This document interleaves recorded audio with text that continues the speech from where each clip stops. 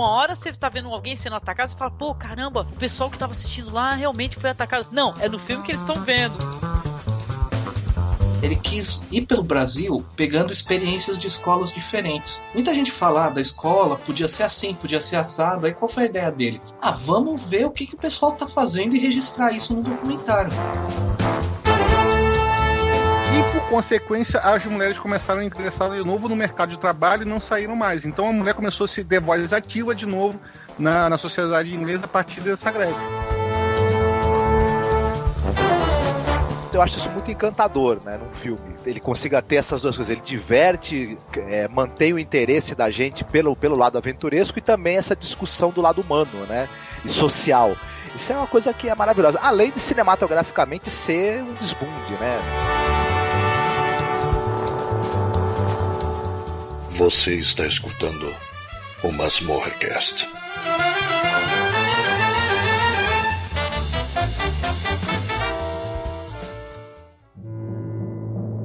I never realized how many vampires there are on this planet.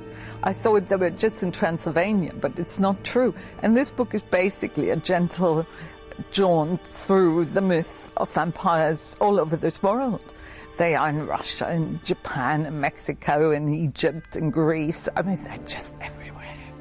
It's quite amazing how different concepts are of vampires in the world. Because when I did The Vampire Lovers, for instance, I went to a priest to ask him about the myth of vampires and how to play my part. And he said, well, vampires have no gender, you know. Vampires are not sexy.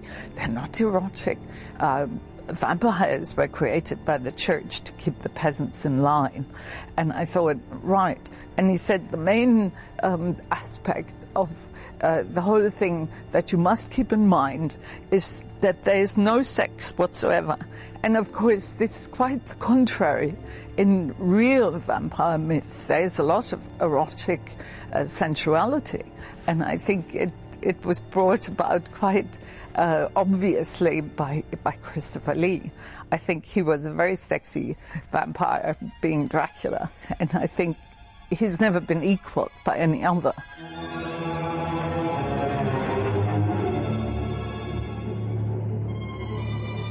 Olá, ouvinte do Masmorra! Continuamos com a nossa maratona, né? Nossos podcasts no mês do horror, né? E hoje vamos fazer aqui um repeteco do estilo de um programa anterior.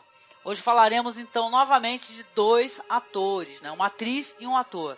Hoje os atores selecionados, Ingrid Pitt e o caríssimo Vincent Price, tá?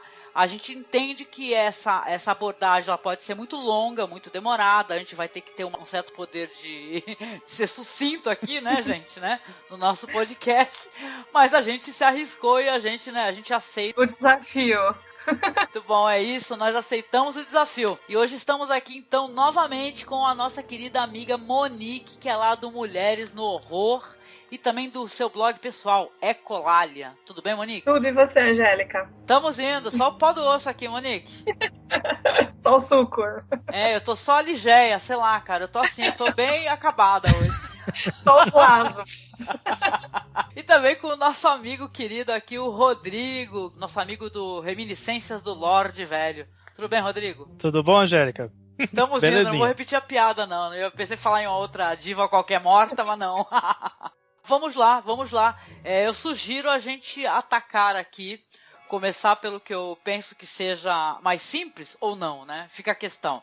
Que seria a nossa querida Ingrid Pitt. E aí, gente, podemos começar por ela, então? Depois passamos para o Vincent Price? Não digo mais simples, mas pelo menos talvez um pouco mais rápido. Acho que a tendência é essa, né? Porque a gente vai chegar no Vincent Price, tem tanta produção.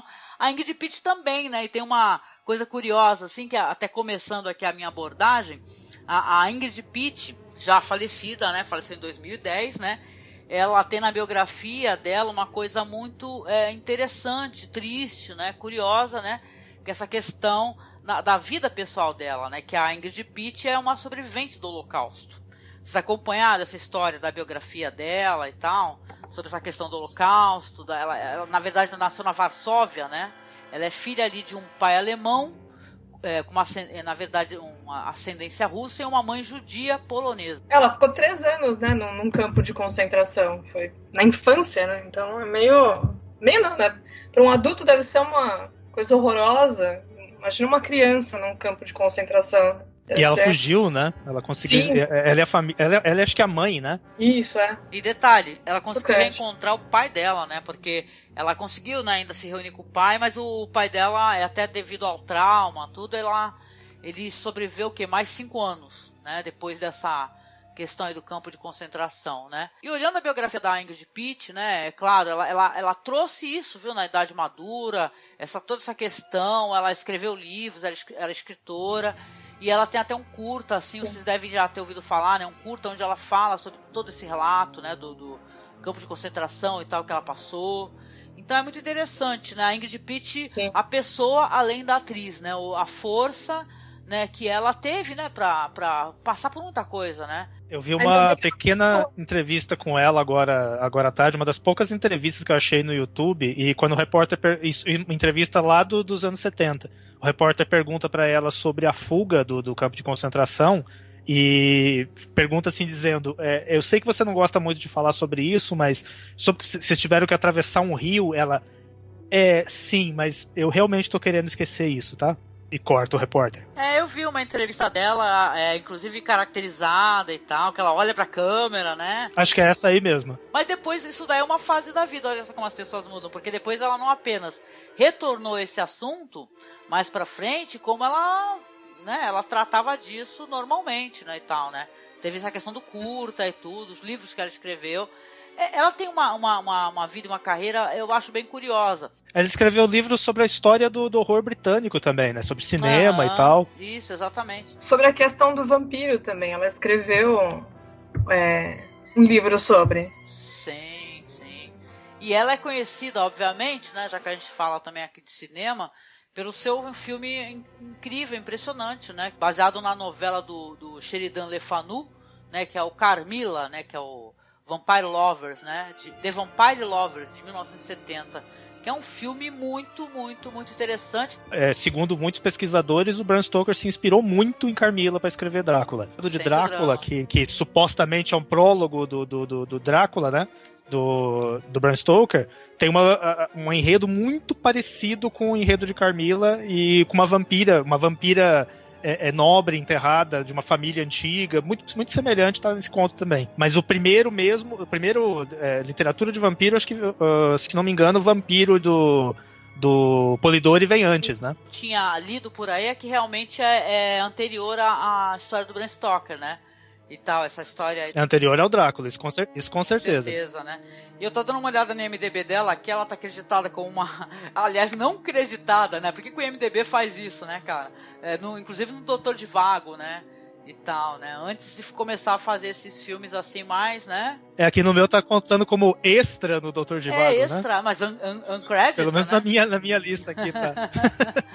É muito interessante, assim. É claro que a Ingrid Pitt, aliás, é uma atriz muito querida tua, né, Monique? Tu gosta muito da Ingrid Pitt, eu lembro tu falando quanto você gosta. Eu gosto muito dos dois, né? Eu tenho em especial do Vincent, mas eu gosto muito da Ingrid Pitt. Eu acho a história dela é muito inspiradora, eu acho. Porque ela não era só aquela atriz padrãozinho, bonitinho, gostosona de filme de aquela figura sexy, né? Ela tem uma coisa um lado humano interessante também. Não que o Vincent não tenha. Eu gosto muito dele porque ele também era uma pessoa, a história dele, pessoa, era aparentemente incrível. Acho que dos atores que a gente gosta bastante, Peter Cushing, eu acho que o Vincent era o mais peculiar. A gente chega nisso depois. Mas a Ingrid ela mora muito no meu coração. Eu gosto muito dela. Sim, ela era muito, com certeza, relevante também, né? Era uma figura, até para além da aparência, né? A atuação dela, né? E as personagens que ela interpretou, elas têm um quê do que a gente ficou conversando sobre a Barbara Steele, né? E tal. São personagens fortes, né? E tal, né? Eu acho muito interessante o modo como ela construiu a Carmilla no filme, porque, assim, antes de falar sobre isso, assim, eu sou muito apaixonado pelo livro, Carmilla. É o meu livro de vampiro favorito. Tanto que eu fiquei meio obcecado uma época em juntar todas as adaptações para cinema que foram feitas de Carmilla, e todas elas são muito peculiares, muito diferentes entre si, muito interessantes. E a da Hammer acho que é a única não é exatamente a única, é uma das duas únicas que realmente adaptam o enredo do livro. Os outros alteram muita coisa e tal, todos são interessantes, mas o da Hammer tenta ser o máximo possível fiel à história. Uma particularidade de como a Carmilla é descrita no livro, que torna muito difícil fazer, que ela tem que ser ameaçadora, mas ao mesmo tempo ela tem que ser frágil, melancólica, algo que você se apaixona por ela e tem medo dela ao mesmo tempo. É uma coisa complicadíssima para qualquer um fazer na forma de um filme. E a Ingrid, no filme, no Vampire Lovers, ela consegue passar essa dualidade estranha de uma forma talvez até mais estranha do que no livro. Que ela é uma figura, a Ingrid era uma figura linda e também estranha. E ela era, como se diz, ela não isso sempre, todo mundo que trabalhou com ela, as pessoas que conheciam ela, sempre dizia, ela se via nas entrevistas, que ela era uma pessoa que não tinha nenhum problema de autoestima, vamos dizer assim. Ela tinha orgulho do corpo, tinha orgulho da beleza dela, não via, ao contrário de outras atrizes do filme, que a gente pode depois comentar sobre esse aspecto também, ela não tinha nenhum problema com as cenas de nudez e tal. E tanto nos bastidores quanto no filme, ela transmitiu uma coisa de impor respeito pelo modo como ela se amava. Então Carmilla se ama, assim como Ingrid Pitt se ama no filme. Você percebe isso. E aí ela consegue ser tão assustadora e forte e poderosa quanto frágil. Tem uma frase dela que eu acho super bacana, que ela fala: eu sou louca por peitos, em especial os meus. Maravilhoso, né? Não, eu lembro de uma entrevista dela onde ela fala que ela conseguiu um papel, né? Isso aí tem muito a ver com o que o Rodrigo falou, né? Que ela conseguiu um papel, tipo assim, tirando no momento ali o sobretudo, ela tava com uma mini saia, uma bota, ela fala, eu tava linda, ela fala assim. E é legal também esse negócio, esse empoderamento dela sobre ela mesma, em questão de autoestima, né? Isso é muito bom também, né? Vamos falar que, né? Falsa humildade também, né? Pra quê, né?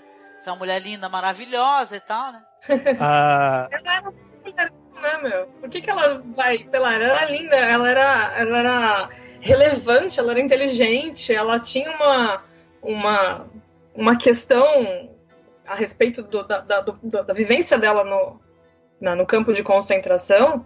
Ela tinha um conteúdo, ela era uma pessoa muito interessante. Então eu acho que ela era gostosona e tal, mas ela não ficava só nisso, sabe? Ela era fodona.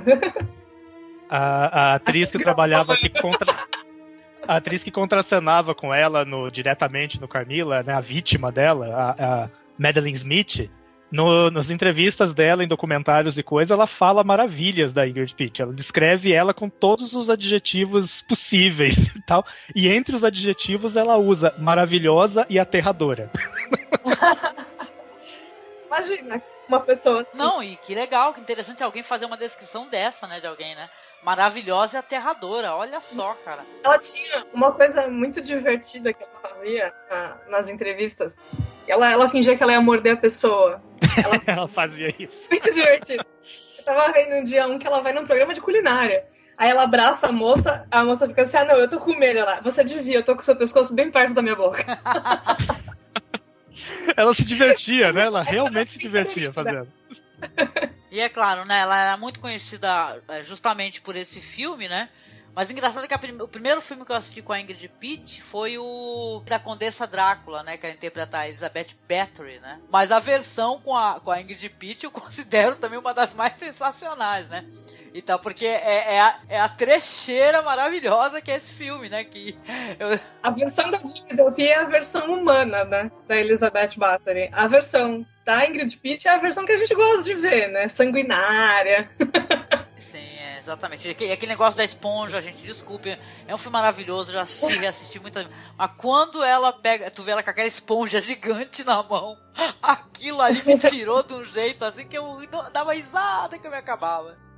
Eu lembro que eu vi em algum lugar. Agora, o problema é isso: você acaba lendo um monte de coisa, vendo um monte de documentário, não lembra de onde você viu cada coisa, né? Mas eu lembro que em algum lugar eu vi a Ingrid Pitt dizendo numa entrevista que a decepção dela com Conde... Ela teve 2 decepções com Condessa Drácula. Uma delas era que, ela tinha que deitar numa banheira cheia de sangue, de repente deram um balde pra ela e uma esponja, né? E ela aparece ali dentro de uma tina, né, com a esponja, me dá sangue, caramba. Tipo, ela ficou meio decepcionada, que ela achava que ela ia se banhar em sangue mesmo e tal. E a outra decepção é que não é a voz dela, né? Ela foi dublada no Condessa Drácula. Sim, tinha muito sotaque, não gostaram, né? Do sotaque polonês dela nesse filme. Mas aí que tava a graça do negócio, né? Ela chamou a atenção dos produtores porque ela é a representação perfeita, pelo menos da Carmilla, né? Não da Elizabeth Bathory. Mas devia ser da Elizabeth Bathory, porque ela era húngara. Não que o sotaque seja igual, mas é um sotaque mais do leste europeu, mais puxado pros idiomas de lá. Então, eu acho que tem tudo a ver, né? Mas aí não, eles dublam ela, ninguém merece isso. Diz que ela nunca perdoou o diretor do filme por causa da dublagem. Aquela voz linda, aquele sotaque dela que era uma graça de ouvir, era ótimo. Imagina, ela falava tão bonitinho. Nossa, é ótimo mesmo. Realmente, ela tinha um sotaque. E pro Rodrigo, né, não sei você, Monique, que a gente gostava muito e gosta, né, de Penny Dreadful, né? Eu lembro da referência que fizeram em Penny Dreadful, né? Aquela personagem lá, a Madame Kali, né? Quando Sim. ela aparece banhando numa banheira cheia de maravilhosa, sangue, sabe? Que coisa mais linda, né? Então, é muito legal. Essa temporada que ela aparece é a que provavelmente a que eu mais gosto.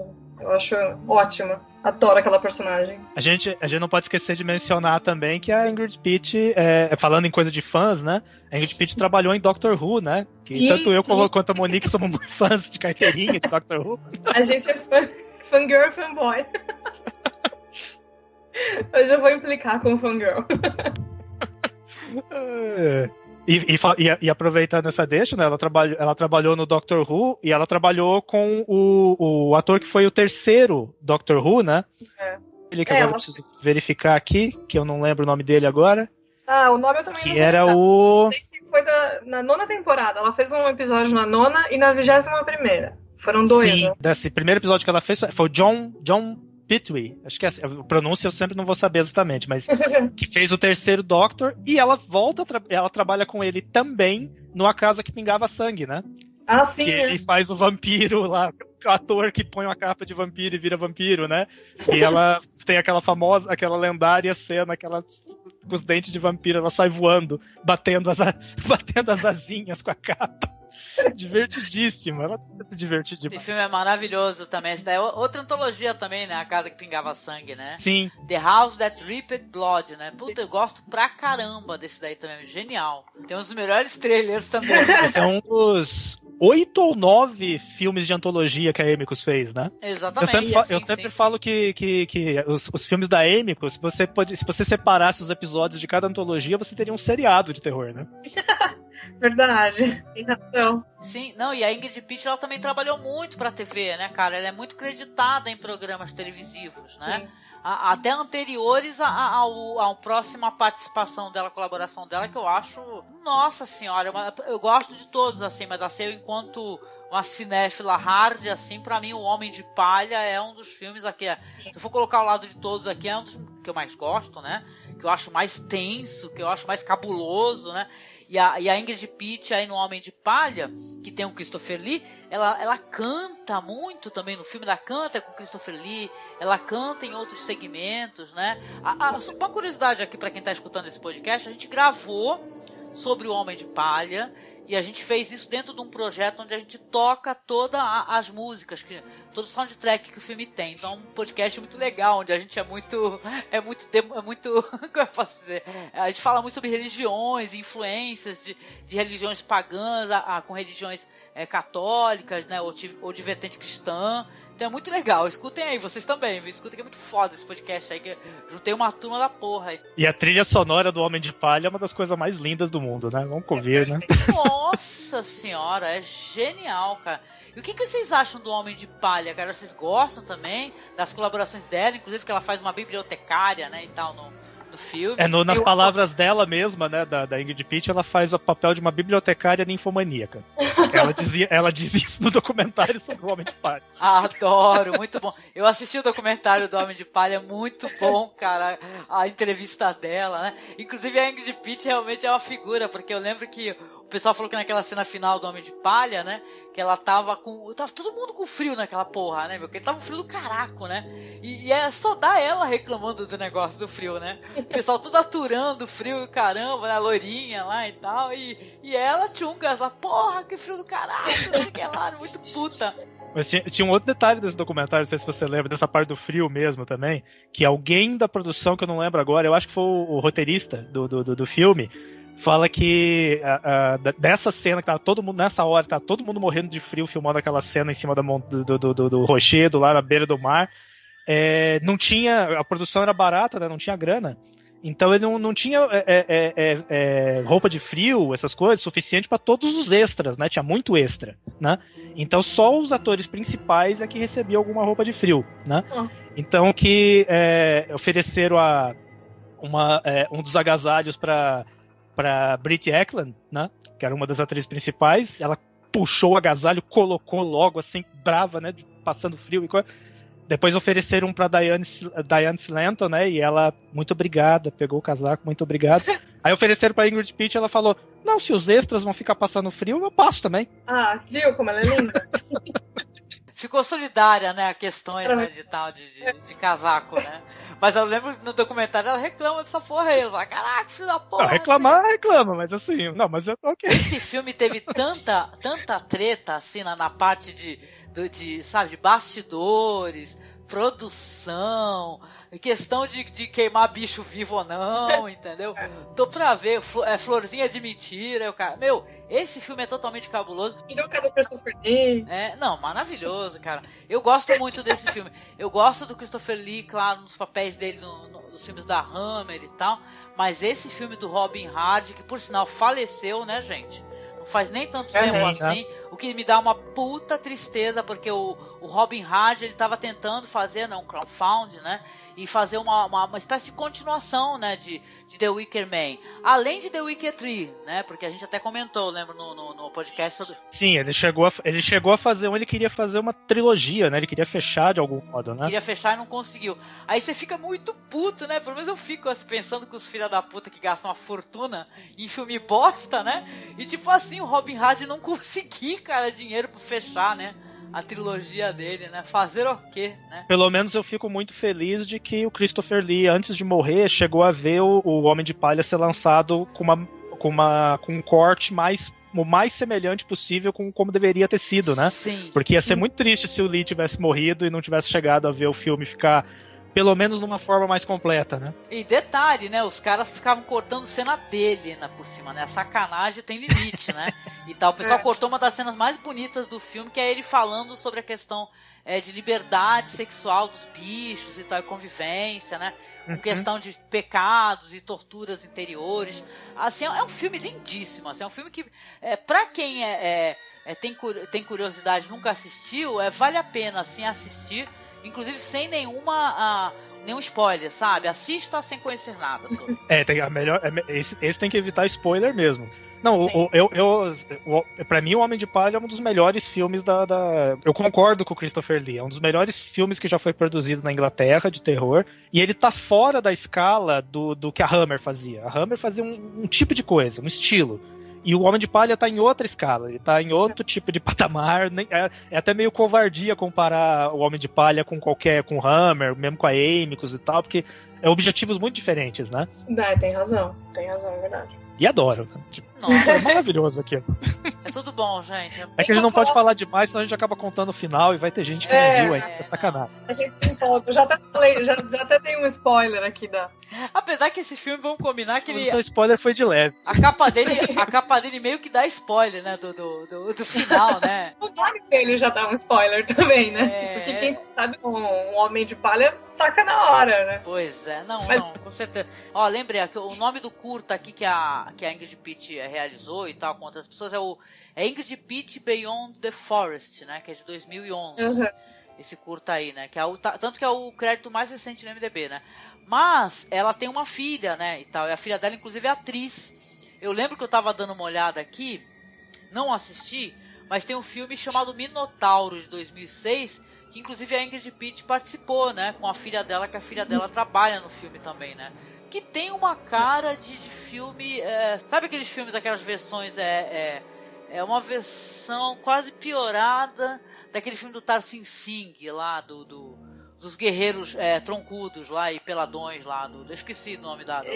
Eu não cheguei a ver esse Minotauro e coisa, mas eu tinha curiosidade, às vezes ficava pensando, justamente porque a Ingrid Pitt tava nele, e tem o Rutger Hauer nele também, e tem o Candyman, né, o Tony Todd tá nele, e o Mad Max, pô, o Tom Hardy tá nele, sabe? Então, assim, acho que no mínimo, curiosidade de ver essa galera pagando mico deve ser interessante. Cara, detalhe, eu tenho curiosidade de ver o Tom Hardy, porque assim, a maior parte dos filmes que eu já assisti o Tom Hardy, eu gosto de todos, saca? Desde a série britânica lá, The Virgin Queen, e o caramba, caraca, ver o Tom Hardy no filme ruim é engraçadíssimo, né?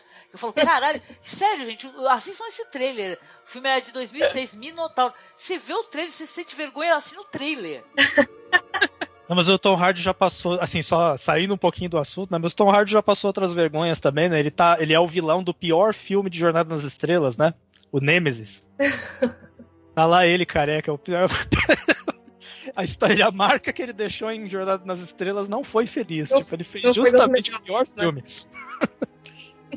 E ela tinha esse negócio muito interessante, né? Que a gente tava conversando, esse negócio dela ser dublada no filme lá da Condessa Bathory, né? E tal. Ela, ao mesmo tempo, eu acho muito bonito no The Wicker Man esse negócio de ela falar com sotaque normal e cantar com sotaque. E ela participa de vários corais no filme, né? Não sei se vocês escutaram recentemente o soundtrack. Você escuta a voz dela, entendeu? Em outros corais também, entendeu? Ou seja, ela deu um puta de um suporte ali para os cantores. Tava dando uma olhada aí que tem a voz dela foi captada aí num álbum de uma banda de rock que eu tava escutando, que é Cruelty. The Cruelty and the Beast. Eu tava escutando, assim, o som dos caras, até muito interessante, cara. Mas, tipo assim, não é que ela narrou, né? Usaram a voz dela do filme, né? Pra poder colocar no álbum. O álbum tem umas músicas que falam sobre a Condessa Bathory, né? E aí eles aproveitaram pra fazer uma homenagem. Uma coisa interessante também na biografia da atriz é que ela viveu por uma época na Argentina, né? Isso, E tal, né? E ela inclusive, ela escreveu, né, sobre os Perons, né? Sim. E tal. Ela adorava, ela viveu uma época na Argentina e ela adorava. Sim. Outra coisa bem curiosa é que ela era faixa preta de karatê também, né? Ou seja, ela era maravilhosa. Porradeira, maravilhosa, realmente faleceu de ataque cardíaco, né? E já que a gente tava falando, vocês estão falando da voz dela, tá? Né? Tem a curiosidade que ela é acreditada no filme do 007 contra a Octopus pela voz, que só aparece a voz dela no filme também. Voz de Galley Misters e só a voz. Ela não aparece, só aparece a voz. Exatamente. Não, e o livro que vocês falaram aí que ela escreveu sobre a Hammer, né? É o The Hammer Experience, né? Isso. Que eu achei um título genial, muito bom, cara. E tal, né? Que faz até uma brincadeira com o título de filmes clássicos, né? Experience, né? Muito bom. E ela tinha, detalhe, ela era blogueira, viu? Realizem aí, porque ela escreveu por um tempão um blog, ela era colunista e tal. E ela interagia bastante com fãs no MySpace dela, né? Sim, não, e ela tinha um site e tal, genial. E ó, o nome do blog onde ela escrevia, tinha uma coluna semanal, era o Den of Geek. Quando ela faleceu, saíram muitas matérias sobre ela, né? E todas trazendo essa questão do Holocausto e sobrevivência do Holocausto, né? E que é uma coisa curiosa, mas ao mesmo tempo eu acho que ela tem muito mais na carreira dela do que Tem chamadas aqui, por exemplo, aqui ó, de um dos blogs aqui, Rainha do Horror Britânico e Sobrevivente do Holocausto, Ingrid Pitt morre com a idade de 73 anos. Porra, né? É uma chamada, né, e tal, né? Eu acho que ela até... Uma coisa curiosa que é interessante de mencionar sobre ela, né? A gente citou vários filmes que ela fez e tal. Ela não é uma filmografia muito grande, uma filmografia até pequena, e ela, na verdade, só fez 4 filmes de horror importantes, mas é curioso que o que ela fez nesses 4 filmes foi tão marcante que já colocou ela como uma das divas do gótico, apenas com 4 filmes. Isso por si só já é um grande fenômeno, né? E só o fato dela ter feito a Carmilla e a Bathory já foi uma coisa assim, tipo, foi mais do que suficiente, né? Concordo com você, viu? Ela fez filmes assim, relacionados assim ao gênero, poucos, mas caramba, o que ela fez é marcante pra sempre, né, cara? Forever, né?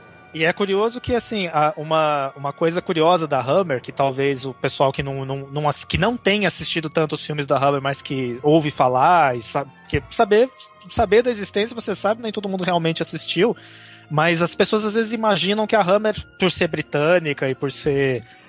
e por fazer adaptações de clássicos do horror, que eles fariam adaptações fiéis aos clássicos, e muito pelo contrário, eles não adaptavam quase nada fielmente. O Frankenstein deles é completamente diferente, o Drácula é completamente diferente, o que na verdade era até uma força da Hammer, porque eles realmente tentavam ir para outras direções e pegar só o essencial. Já o Carmilla é a única adaptação que eles fazem, e por sorte a Ingrid Pitt estava nele, que realmente tenta seguir a história do livro. Acho que a única versão fiel da Hammer de algum clássico é o Carmilla.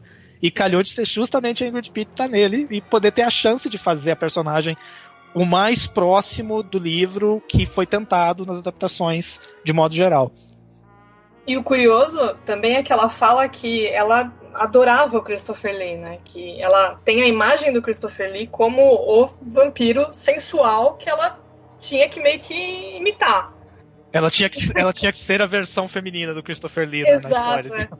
E outra coisa curiosa é que ela não via os filmes de terror que ela fazia. Os poucos filmes que ela fez, ela não queria ver porque ela dizia que ela já tinha visto muito horror na vida dela, né? Então ela não via. Apesar de fazer as brincadeiras de morder as pessoas nas entrevistas dela.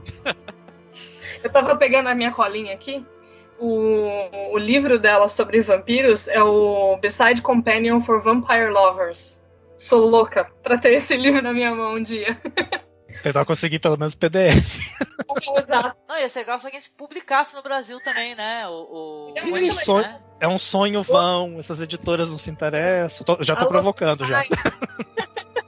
Alô, Darkseid. Né, Darkseid? Publica, Darkseid.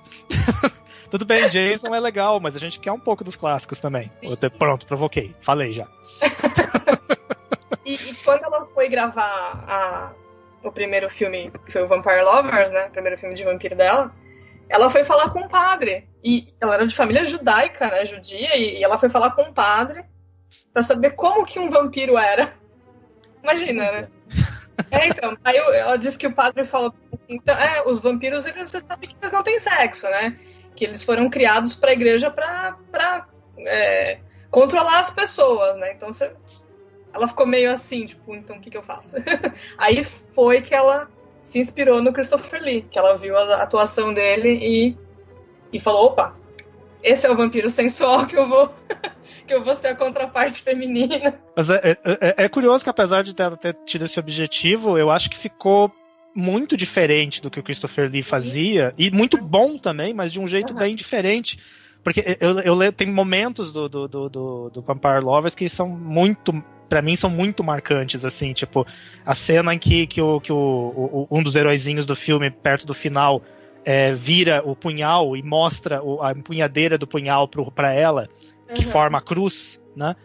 A expressão dela, do rosto dela nessa hora, eu acho muito marcante. Ele é uma expressão de que faz você sentir pena da vampira. Você não é mais do que pena. Você dá um peso enorme. É como assim, como se ela todo o que ela fizesse não tivesse ódio envolvido em nada do que Carmilla fizesse no livro. Havia uma grande carência, que no fundo é a essência do vampiro. Por que o vampiro é, se não algo que precisa roubar a vida alheia para poder existir? Sim. Essa seria uma das bases, né? Uhum. E aquela expressão dela, quando ela vê a cruz, aquela tristeza profunda, tipo, não é medo, não é ódio, não é isso. Ela expressa uma enorme tristeza encarando a cruz, e aí ela vai recuando e desaparece. Eu acho aquilo muito marcante, aquela imagem. Diferente do Christopher Lee, que ele tinha uma coisa meio canastrão pra fazer o Drácula, né? Eu adoro o Christopher Lee, ele é um dos meus preferidos, mas ele é meio canastrão em Drácula, né? Eu acho. Sim, ele é um pouco porque... Eu acho que é porque ele não tinha aquele lance, ele preferia um Drácula que fosse mais fiel ao livro original, e a Hammer nunca deu isso pra ele, né? Ela nunca deu pra ele um Drácula do jeito que ele queria fazer. Mas o interessante é que o Drácula do... Né? Que não é nem da Hammer, mas acho que o Jess Franco foi o único que conseguiu fazer uma coisa mais séria. Sim, sim. O Christopher Lee dizia que ele foi o único que fez o Drácula exatamente com a aparência que foi descrita no livro, né? Mas no filme do Jess Franco, não na Hammer, né? Mas o Drácula dele na Hammer, ele transmitia muito ódio. É um Drácula violento mesmo, aquele olho vermelho, aquela expressão, e aquela coisa de aristocrata acostumado a mandar, né? É o aristocrata que manda nessa ralé, eu mando nessa bosta, sabe? Sempre foi essa. Um Drácula sangue no zóio, né, gente? Literalmente, né? Sangue no zóio mesmo, literal, porque tinha a parada do sangue, né? Gente, eu adoro, viu? Eu adoro, realmente. Viu? E a Ingrid Pitt tem essa coisa de ela passa essa tristeza no filme, só que em alguns momentos essa tristeza se transforma numa coisa sanguinária. Tipo, tem aquela outra cena que ela pega, que ela ataca o médico da aldeia, na floresta, né? Eu lembro que a cena acontece em três momentos, né?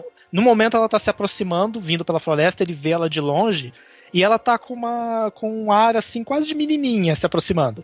Aí depois corta de novo pra ela outra vez, ela já tá com uma expressão fechada, séria, se aproximando dele, e você já começa a ficar tenso, fala, nossa, isso tá estranho. Quando ela chega nele finalmente, ela tá selvagem, rasgando ele, tipo, então ela conseguia fazer as duas, ela conseguia fazer a selvageria do Christopher Lee, mas o que tornava marcante mesmo é que essa selvageria tinha essa tristeza terrível impregnada na personagem. E isso é Carmilla. Isso realmente é o livro. Isso é o que o Sheridan colocou no livro lá há uns 100 anos atrás, né? Ela conseguiu captar bem, né? Sim. Mas vamos fazer o seguinte, gente. Vamos pro próximo tópico? Vamos sim. Vamos e a gente tenta controlar 5 horas falando desse Edward. Nossa. Que agora tem coisa pra caramba.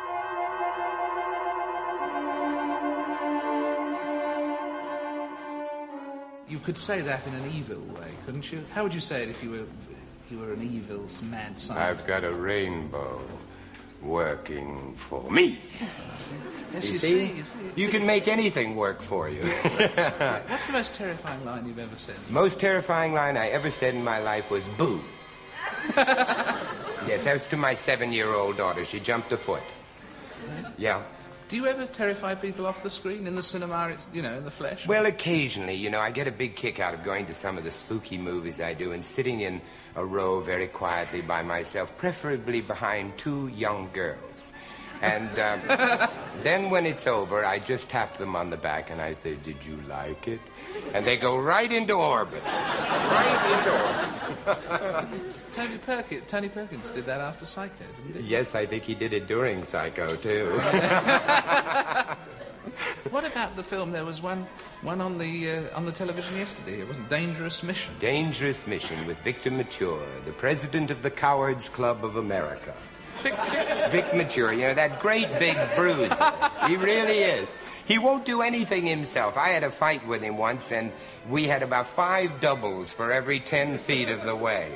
And he never will follow the stuntmen, and if he comes up to hit you, like that, he hits you.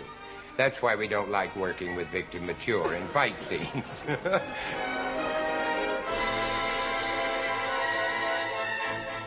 Mas vamos lá, gente. Agora então a gente vai falar.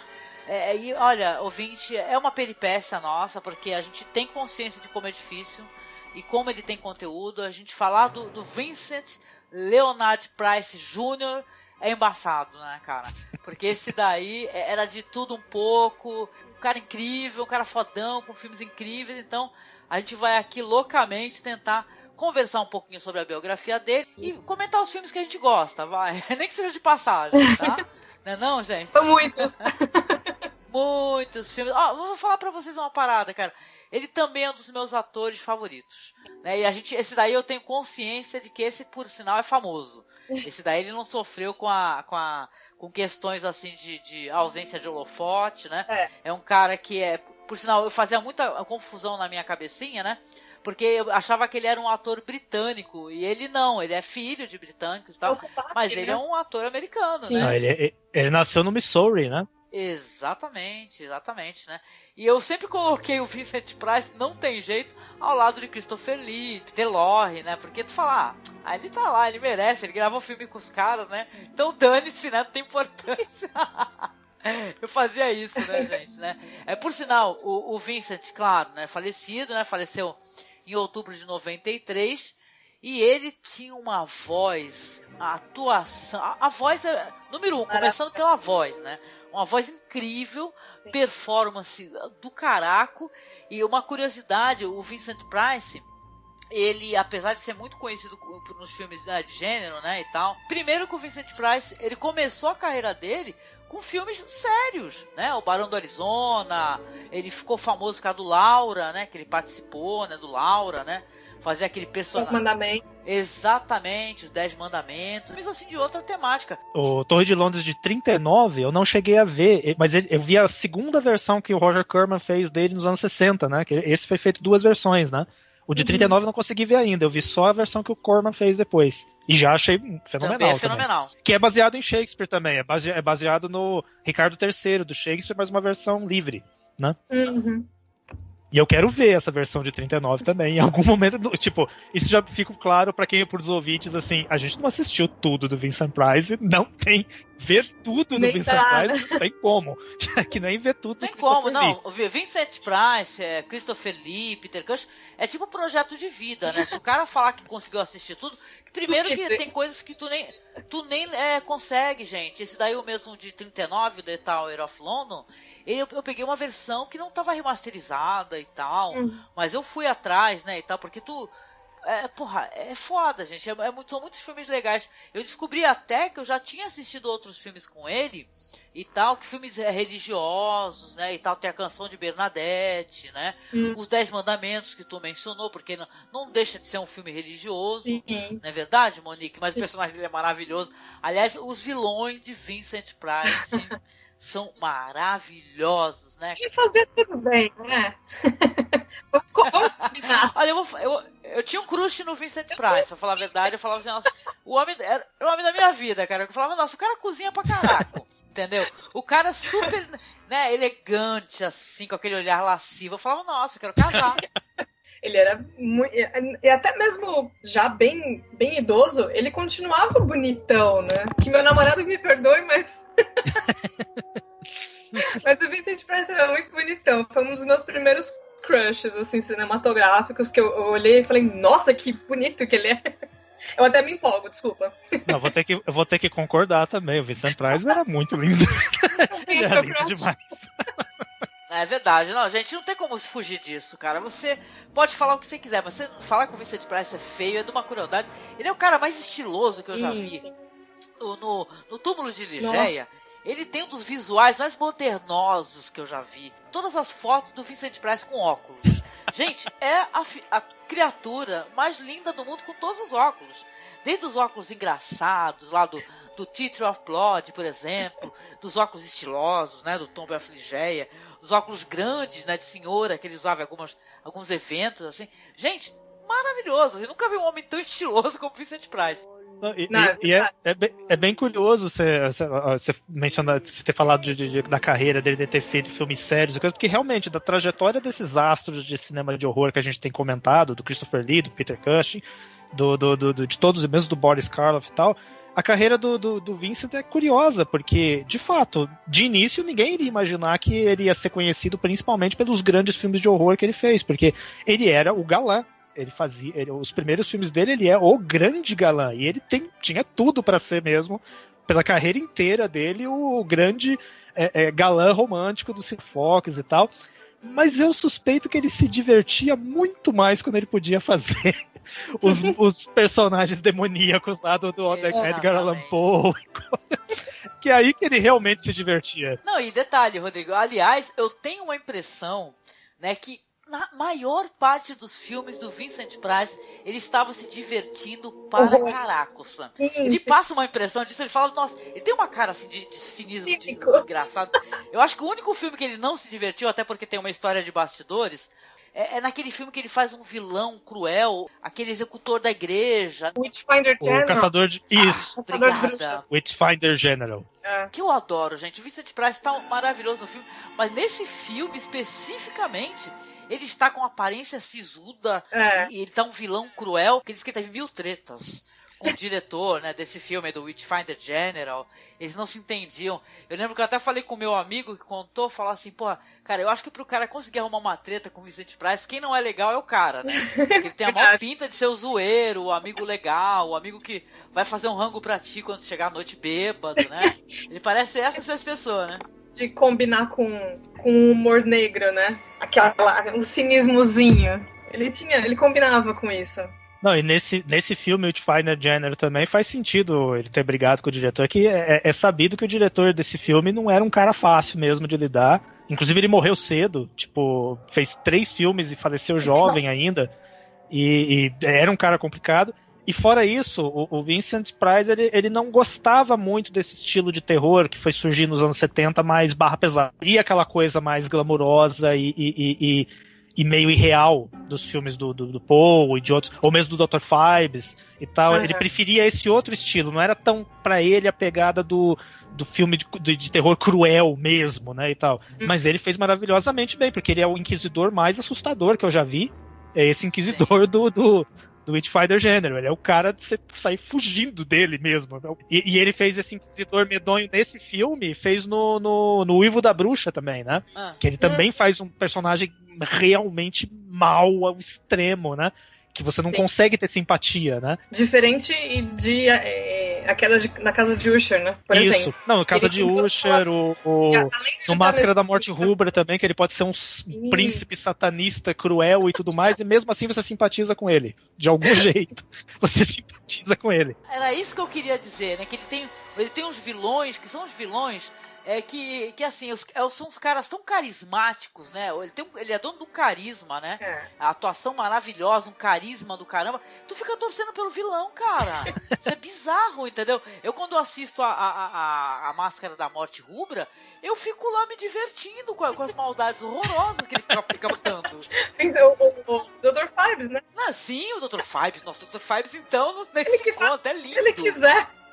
O Museu de Cera. Museu de Cera. Nossa, fica até difícil de mencionar os filmes, né? Mas acho que é obrigatório mencionar os do Edgar Allan Poe, Museu de Cera, pelo amor de Deus. Dr. Phibes, esses não podem... Esse House of Wax, ele é lindo, gente. E tem uma coisa que eu tava assistindo também dia desses. Vocês sabem essa série aí, Alfred Hitchcock Presents, né? Uhum. Que é uma série legal, e essa daí é até fácil de arrumar, viu, gente? Não tá difícil não, viu? Até legenda tu arruma. E ele tem um episódio lá que é da 4ª temporada, o Vincent Price, que é The Perfect Crime, né, da série. E, gente, ele tá divino na série, ele tá divino. Ele faz um detetive arrogante, que ele fala assim que ele nunca deixou de resolver um caso. Nunca deixou um caso em aberto, né? E, gente, ele dá um show de atuação, um show de maldade, né? Do cinismo. É uma puta história. E tá, mas ele tá maravilhoso. Nos 10 Mandamentos ele faz o Baca e ele tá também um cara maligno, né? Porque ele vai e tipo, prende a mulher que o cara gosta, né? E dá uma ponta do Vincent Price, mas é aquela ponta que faz você querer ver mais coisas do Vincent Price. Ele realmente não tem jeito.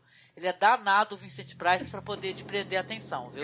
Não, e os atores que trabalhavam com ele, de modo geral, ficavam encantados com ele também. Nas entrevistas aparecem falando maravilhas dele, né? As atrizes que trabalharam com ele nos filmes do Edgar Allan Poe, todas elas viraram amigas pra vida inteira dele.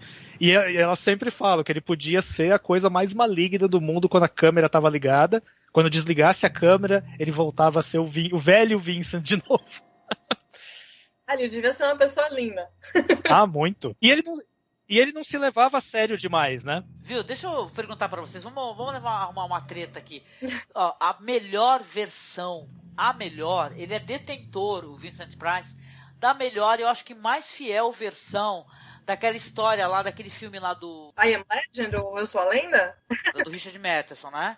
Então, assim, ele é detentor da melhor versão, na minha opinião. Sabe que eu tenho todo o respeito ali ao Charlton Heston, ao que aconteceu, mas a versão do Vincent Price não precisa de outra. Simples assim, é a melhor que tem. Não sei o que vocês acham disso. Não, mas peraí, você tá falando que é polêmico? Pra mim não tem polêmica.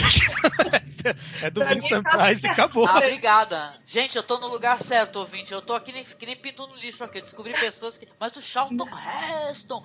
e o Will Smith... Não, desculpa, gente. Vincent Price, entendeu? Nesse filme maravilhoso, sabe? É a melhor versão. Não tem jeito, eu acho. Sabe? Pra mim, até em relação à própria história do livro, né? Tem tudo a ver. Mais treta. A Mosca da Cabeça Branca, para mim... Caralho, agora eu vou me xingar. Para mim é a melhor versão. Foda-se. Cronenberg, um beijo. Eu te amo. Não, aí, no caso da Moça da Cabeça Branca, assim, eu só não digo que é a melhor, porque eu considero as duas tão diferentes, mas tão diferentes, que eu tenho que colocar uma do lado da outra e falar, é o seguinte, vou ficar com as duas. Porque são diferentes demais, mas o Mosca da Cabeça Branca foi um filme que me surpreendeu muito, porque eu vi a versão do Cronenberg nos anos 80 e tal, e só há relativamente pouco tempo que eu fui assistir o Mosca da Cabeça Branca. E eu fiquei muito espantado, porque o enredo do filme é maravilhoso. É um outro enredo, é uma outra ideia, é uma outra pegada e tal, e é muito fantástico aquilo. Apesar do Price, nesse caso, ele tá fazendo o coadjuvante da história, né? Mas... Mas, porra, que coadjuvante, né, cara? De luxo, né? Puta merda, cara. Olha, não sei nem se eu começo a falar do William Castle, porque pra mim é o diretor que eu gosto pra caralho, e o filme dele, A Casa dos Maus Espíritos, né? House on Haunted Hill.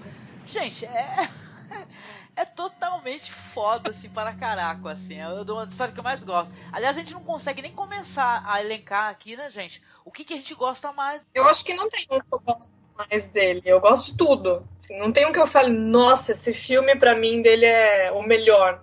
Eu vi pra mim são o melhor. Eu tenho uma séria dificuldade em elencar as coisas que eu gosto mais. Pra ele, tratando-se de Vincent Price, tudo. Apenas. Eu assisto tudo, eu fico babando, eu dou risada junto. Eu não sei se vocês... Eu acredito que vocês devem ter visto o Corvo com ele, que tem aqueles... claro. raiozinhos. É muito bom. Com toda certeza, Monique.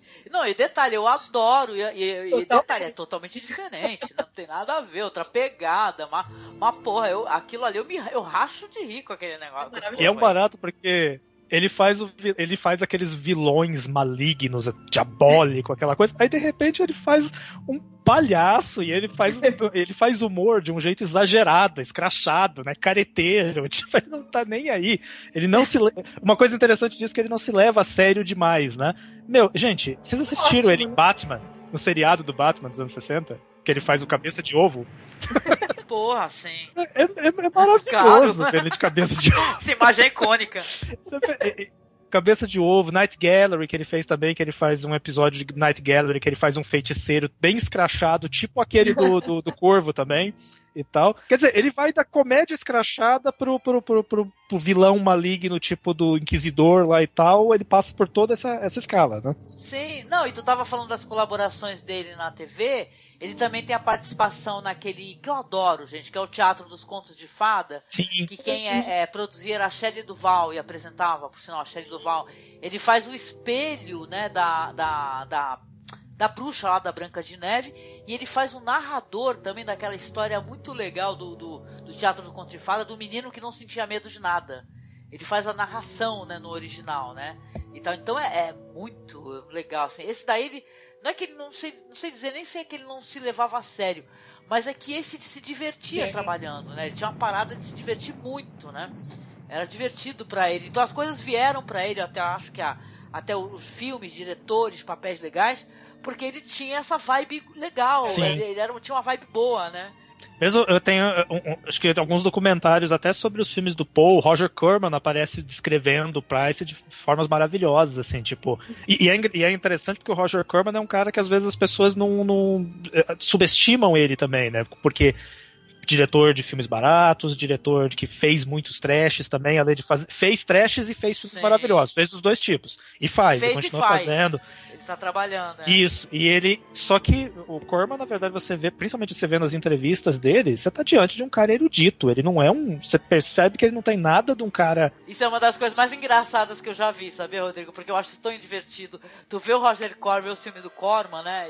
E quando o Roger Corman tá falando numa entrevista, é de uma elegância que eu me sinto constrangida. Eu lembro quando eu tava assistindo aquele. Que o Clive Barker tem o. Que até é baseado num livro que eu acho que ele escreveu, que é Horror de A a Z, um negócio assim, que é muito legal. Tem alguns episódios por aí no Vimeo, no YouTube, que inclusive tem várias entrevistas, Barbara Steele, sim, verdade. Na hora que o Roger Corman aparece falando, elegantésimo, falando, nossa, deixa eu me recolher a minha insignificância. É realmente. Ele é um senhor com uma voz grave, assim, que fala de uma forma muito pausada. Tá muito bem nesse aspecto com o Vincent Price, né? Porque o Vincent também ele tinha essa coisa erudita, né? Ele era formado em História da Arte, Sim. né? E ele era meio patrono das artes, assim. Sim, né? Ele se envolveu com muitos trabalhos fora do cinema, de curadoria, de apresentação de programas de TV sobre história da arte. Então ele era colecionador, gastava uma fortuna comprando. Ele tinha na mansão dele até originais de vários artistas, até inclusive de Jackson Pollock, os action paintings do Pollock nas paredes e tal. Quer dizer, não era uma figura qualquer. E nos divertia muito com os filmes de terror. E dublou ele mesmo, né? No Scooby-Doo. Eu não sei se vocês viram. Eu amo Scooby-Doo. Maravilhoso esse episódio, gente, dele no Scooby-Doo. Né? Não, fez Scooby-Doo, fez Muppet Show, né? Fez Scooby-Doo, Muppet Show, fez a narração do Thriller do Michael Jackson. Ele tava em todas, né? Fez vilão de Batman, né? O Vincent Price era super pop, né, cara? É por isso que muita gente, assim, o pessoal pode até querer, né, tirar o Price, assim, né, como uma pessoa não, né, galhofa e tal, que ele não era, né, mas ele era super pop, né, ele era, ator americano, foi filmar em outro lugar, foi pra Inglaterra, fez amizade com os grandes ícones lá do cinema, então, e ele não era mole, ele tinha, programa, acho que de culinária, um negócio assim, cara, eu sou doida pra ter o livro de receitas dele. Eu queria poder fazer as comidas que o Price, né, fazia, que ele ensinava. E agora tem a cerveja também, né? Tem cerveja agora também, né? Não, só pra... como vocês falaram dos seus favoritos dele e tal, eu preciso comentar também, no caso, como eu consigo organizar um ranking mais ou menos pra mim, pessoal, do que eu gosto mais dele. Eu gosto de tudo dele também, praticamente, tipo, inclusive os Batman da vida. Mas assim, eu tenho que dar pelo menos aí pessoalmente, pra mim, eu tenho que dar uma predileção pelos filmes que ele fez com o Roger Corman mesmo, porque eu acho muito marcante, muito surpreendente aquelas adaptações de Poe todas, e aí dentro dessas adaptações, aí sim eu tenho dificuldade de dizer qual delas foi a melhor. Vai desde a versão comédia que ele fez com o Corvo, até aquela versão, essa que você já mencionou, né, Angélica, do Túmulo de Ligeia. Túmulo de Ligeia, adoro. Talvez seja a mais estranha das versões, que é um filme bem fora da caixinha, até mesmo daquilo que o Corman estava fazendo naquele período. E, tipo, aí se for para eu colocar na frente, eu teria que colocar na frente esse ciclo de 7 filmes que ele fez. Eram 8 filmes, né? Só tem um que não é com ele, né?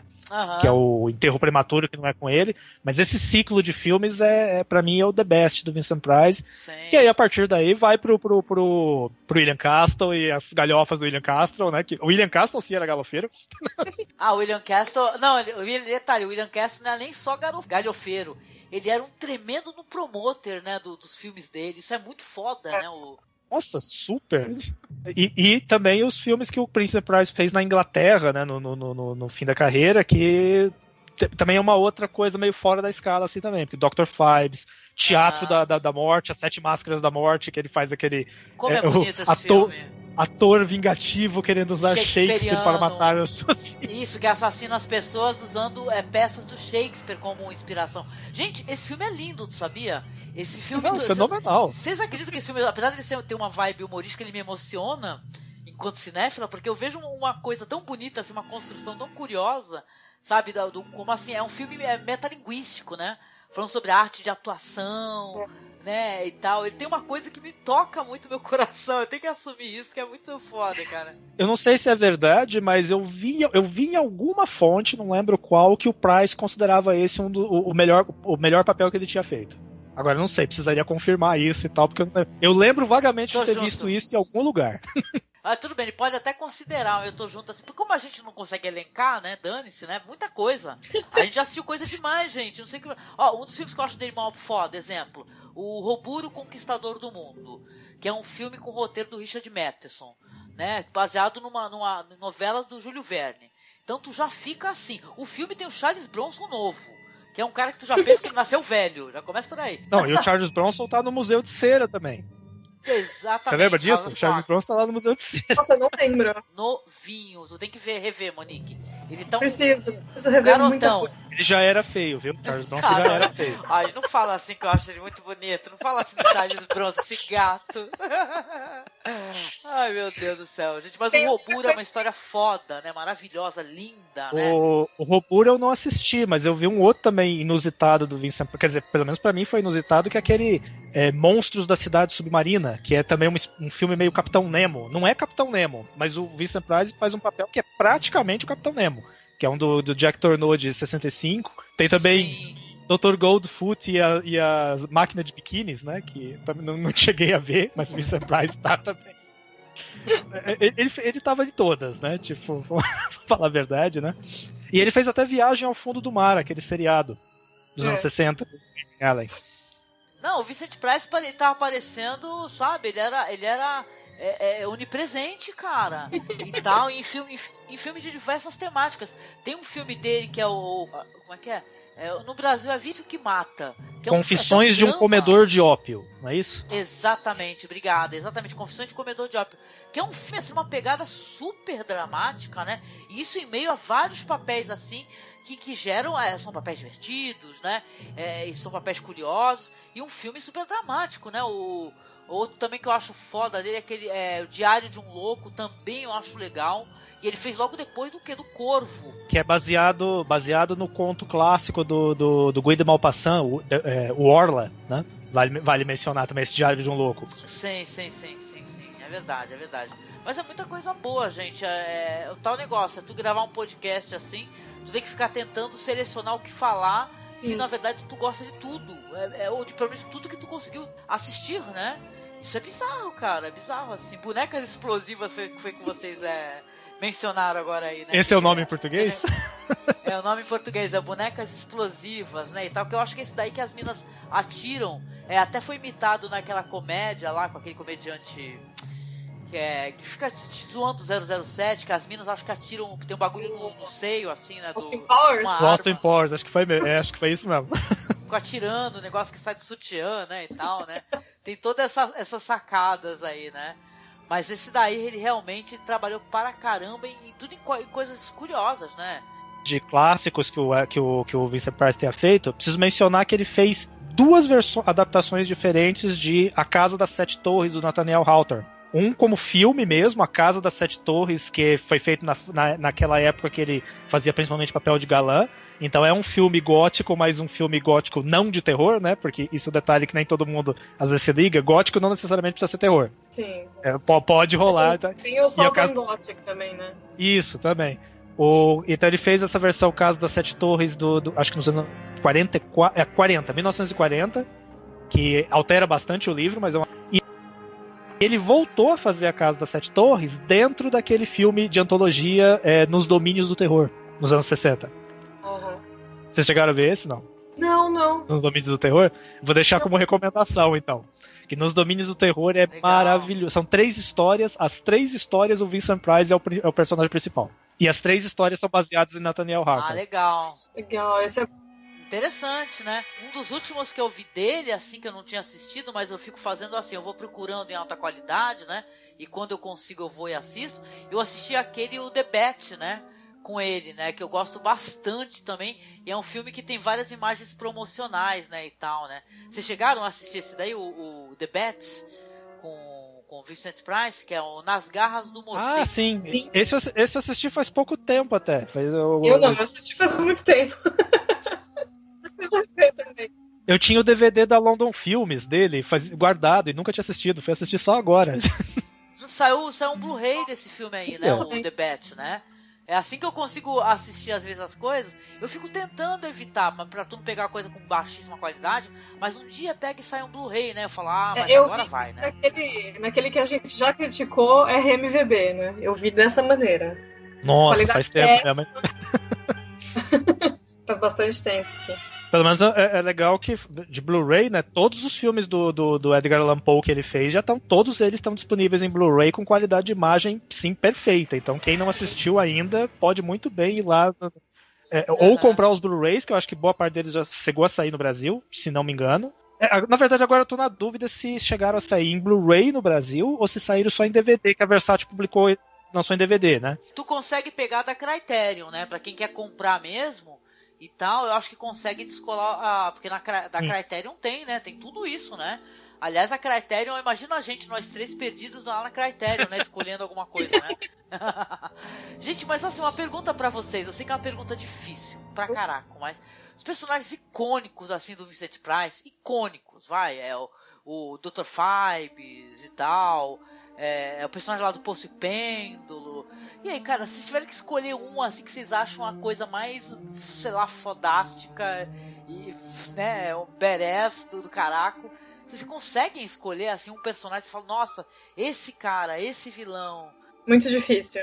Eu gosto do Frederick Loren, da Casa dos Maus Espíritos. É uma boa escolha. Só aquela abertura do filme lá, que ele aparece lá apresentando o filme, assim. Porque venham, não querem visitar a Casa dos Maus Espíritos? Vai ser tão divertido. Tem uma questão meio que... Foi o primeiro filme que eu vi com ele. Eu vi primeiro a refilmagem, aquela refilmagem horrível. E aí eu tava assistindo os extras. E aí eu vi esse ator... Vincent Price, eu falei, nossa, eu preciso ver esse filme. E aí quando eu assisti, eu falei, uau.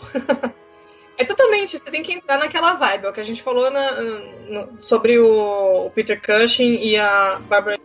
Você tem que entrar na vibe, porque é outra época, o esqueletinho vem andando. Mas a gente hoje em dia fala, como assim? Esqueleto nem gruda o osso no outro, como é que ele vai andar? Mas é tão fofo, né, cara? É tão legal. Eu lembro quando eu assisti também. Olha, gente, eu me despi de todo e qualquer preconceito e eu apenas me diverti, sinceramente, sabe? É uma questão afetiva até, né? Sim. Entra na vibe da época. Eu sei que é difícil, mas tentem pensar um pouco a ingenuidade do pessoal que via e achava que aquilo, tipo, era assustador, né? Porque pra gente hoje outras coisas são assustadoras, mas pra eles devia ser tipo, nossa, um esqueleto vindo na sua direção. Devia ser uma coisa louca, né? Pra mim esse é o meu personagem preferido dele. Uma coisa meio... eu fico muito indecisa, cara. Eu adoro o Dr. Phibes, mesmo. Nossa, a Vulnívia, eu adoro, gente. Eu queria que tivesse assim, uma reunião de cosplayers só com personagens dos filmes do Vincent Price, que eu acho que eu ia de Vulnívia. Que eu acho o negócio mais foda do mundo, as roupas daquela mulher. E ele todo, né, qualquer coisa maravilhoso de divino. Então eu fico muito entre, assim, o Madhouse, né, que a gente comentou até no podcast lá do Peter Cushing, né, que eu adoro aquele personagem dele, adoro aquela maquiagem, adoro mesmo, né, tem gifs sensacionais dele fumando, né, e tal, já viram os gifs dele fumando, a fumacinha, né, saindo da boquinha dele? Ele é muito genial, cara, tu não sabe nem realmente o que escolher, cara, e a gente não chegou, detalhe, ouvinte, a gente tá aqui gravando, a gente mal chegou nas coisas recentes do Vincent Price. É bizarro isso, entendeu? A gente nem falou do Tim Burton, nada. E a gente nem percebeu que a gente tava falando tanto assim, né? Vamos falar rápido. Não, e o detalhe é que a gente não mencionou uma coisa que a gente precisa mencionar nesse podcast, que é uma coisa que eu acho importante. Eu tava conversando com a Monique sobre isso durante a tarde, né? Que é o detalhe interessante de que Vincent Price era um ícone do horror LGBT. Boa! Porque a filha dele revelou recentemente que ele era, já se suspeitava disso, mas ela confirmou que ele era bissexual. A terceira esposa dele também era bissexual e tal. E é muito visível isso no próprio, nas próprias atuações dele, você consegue perceber. Aquela coisa que eu acho que a gente estava tentando encontrar palavras para descrever o Vincent Price, que por um lado alguns falam que é galhofa, outros falam é maligno, outros falam... Eu acho que Vincent Price era uma diva. Concordo contigo, gente, não tem problema não. É uma deusa, uma louca, uma feiticeira. Ela é demais, cara, sim. Porque Dr. Phibes mesmo, nossa, Dr. Phibes é uma diva, é o serial killer mais diva. Ele e a Fulvânia dançando naquela cripta que ele usa como quartel-general, com aqueles bonequinhos tocando. E aquele figurino fenomenal. E eu acho a abertura do segundo filme do Dr. Phibes, o Casa dos Horrores do Dr. Phibes, né?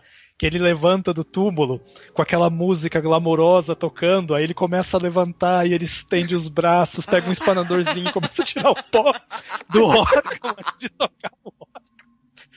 É fenomenal, e ele faz aquilo com uma cara de pau tão grande.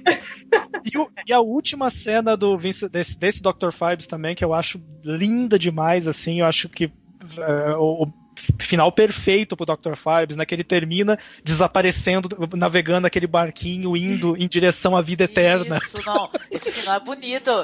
Com a música do Mágico de Oz tocando. Eu me emocionei pra caramba com esse final aí do Dr. Phibes, eu achei emocionante, cara.